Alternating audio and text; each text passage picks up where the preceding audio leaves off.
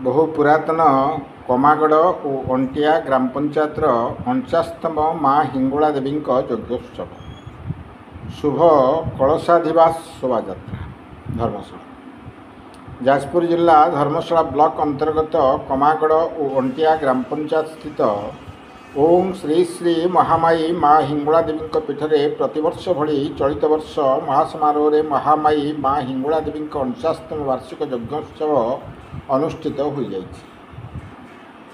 गत 31 तारीख रु आसंता अप्रैल 4 तारीख पर्यंत दीर्घ 5 दिन व्यापी यज्ञोत्सव होगा सहित सांस्कृतिक कार्यक्रम यात्रा मौड़मणि शिवारी गणनाट्य यात्रा परिवेषण हेबो बोली कमिटी पक्षरु सूचना दिया जाइछि। एही परिप्रेक्षी में आज सकाळ 6 घटिका समय ब्राह्मणी नदी में यथा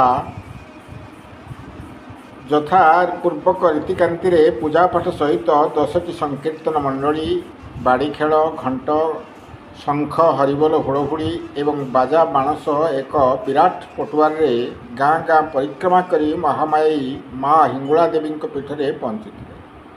कर्ता भावे श्रीयुक्त दीपक कुमार शतपथी संकल्प करी आसन में बसिथिले।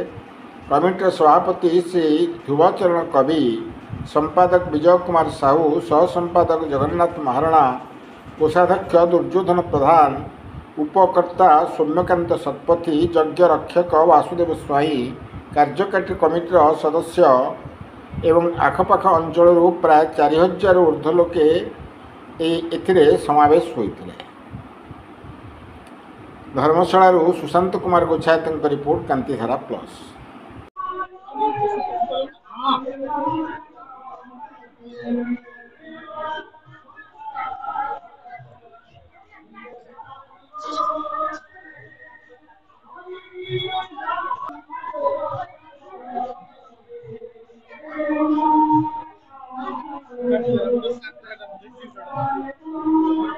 आम जगत जननी जगत ठाकुराणी जगत राणी माँ हिंगुला देवी चरण कमल तले शतकोटी प्रणाम।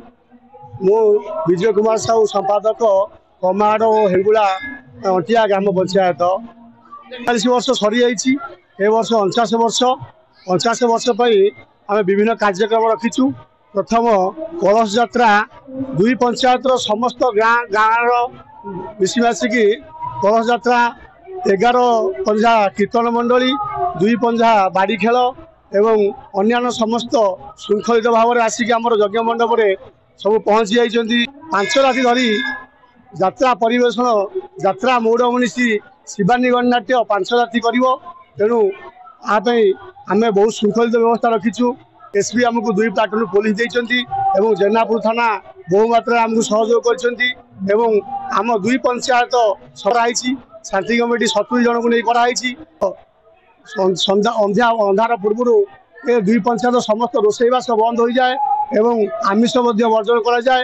मद को 2 पंचायत समस्त लोक प्रतिज्ञा करछंती से 5 दिन मद बिकिबुनु कि कहीं पीबुनु एसबू कटकणा अच्छी एवं जी मद बेपारी एवं मद पीब तापाई आम 2 पंचायत सर्वसाधारण बसी एक बैठक गठन करछंती। विभिन्न दंडविधि रखिछंती एवं से दंडविधि मानिया बाध्य हे और पुलिस सहायता आम जहाँ दंड दबा देवु। मो ना बैद्यनाथ शतपथी दिन बर्तमान ये आम पूजा चली नीतिक्रांति अनुसार प्रथम महालक्ष्मी पूजा कराई ये आज्ञामाला आसिले तापर सूर्य पूजा मंडल पूजा एवं देवी माँ हिंगुला षोडश उपचार पूजा एवं मंडल पूजा चंडी पाठ गीता पाठ एवं ता सहित आमर पुरस्करण अनुसार आमर होम यज्ञ आहुति यज्ञाति कर्म समापन करा परे आमर संध्या आरती भी हुए। संध्या आरती आमर ठीक 6टा ରୁ 6:30 भितर संध्या आरती हुए। संध्या आरती ब्राह्मण मान जप तप मार्जन ये सब कार्यक्रम हुए। रमाकांत शतपथी शरणागत दिनार्थं परित्राण परायणे सर्वस्यार्थी हरे देवी नारायणी नमस्तुते। देवी समस्तंकर मनस्कामना पूर्ण करती। ए लोकंकर विश्वास आ आकांक्षा अच्छी। ए दुई खंड पंचायत लोक जार जहाँ दुख असुविधा सुविधा पड़े ए देवी को आसी गुहारी करती।